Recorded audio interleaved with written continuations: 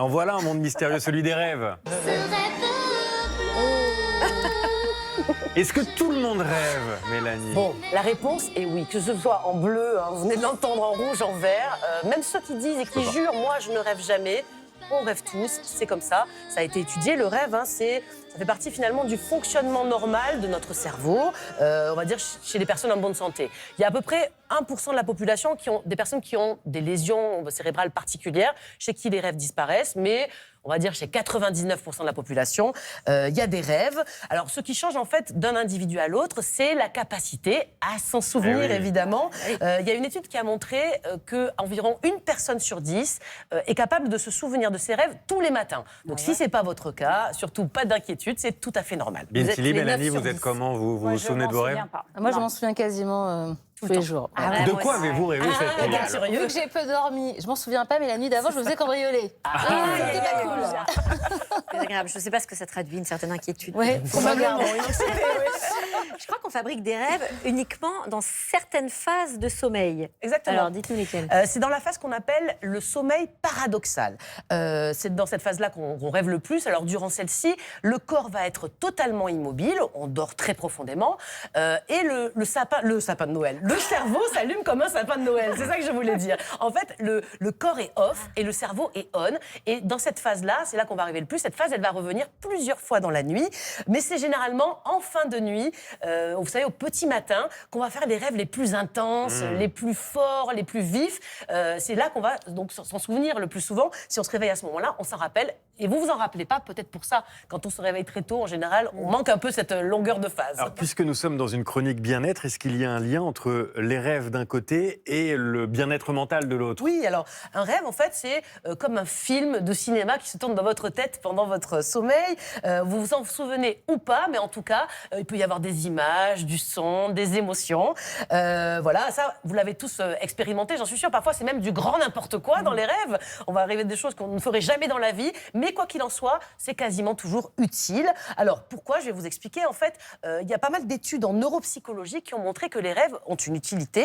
Ils servent à, 1, trier nos souvenirs, à consolider notre mémoire, 2, à réguler notre émotion, nos émotions, et puis surtout, à nous préparer au lendemain. J'explique.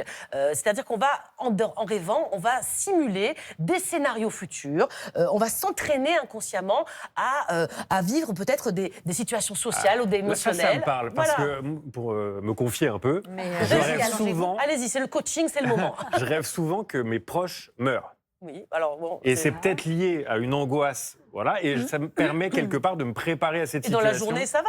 Oui, effectivement, après, dans la vie dure. Mais peut-être, effectivement, c'est une sorte de coaching nocturne et gratuit. Alors, vous allez maintenant nous entraîner justement à faire des rêves dirigés. Ouais. Comment est-ce qu'on fait puisqu'on dort? Comment est-ce qu'on peut diriger Oui, ça son paraît rêve? contre-intuitif, Bah oui. mais si, je suis sûre que vous l'avez même déjà expérimenté tous. Vous savez, ce moment quand en dormant, on fait un rêve lucide, c'est-à-dire que vous allez vous dire « Ah, tiens là, ce monstre vert, il va pas me dévorer, je suis en train de rêver. » On l'a tous vécu, ce moment-là. Et je sors du rêve. Voilà, et parfois on arrive à en sortir, parfois non, ça dépend de l'état vraiment de lucidité qu'on peut avoir. Et parfois, le rêve est génial et on veut pas en sortir. Voilà, et on en sort, et puis on veut y retourner, on n'y arrive pas toujours. C'est ça, diriger ses rêves. C'est faire donc des rêves lucides. Et certains psys disent que arriver à faire des rêves lucides, ça permet de réduire un petit peu l'anxiété, ça peut même booster la créativité. Alors, comment on fait? Ou sortir des rêves récurrents, des cauchemars. Alors, comment on fait? Et je vais vous donner 3 conseils. C'est pas évident, mais il faut de la régularité et de l'entraînement. 3 conseils. Le premier, c'est l'auto-persuasion. Essayez, vous allez voir, ce soir, en vous couchant, vous allez vous dire, et vous le répétez un petit peu en boucle, ce soir, demain matin, je me souviendrai d'un rêve, demain matin, je me souviendrai d'un rêve, demain matin, je me souviendrai d'un rêve. Vous allez voir, Ça marche. honnêtement, c'est étonnant, ça peut fonctionner.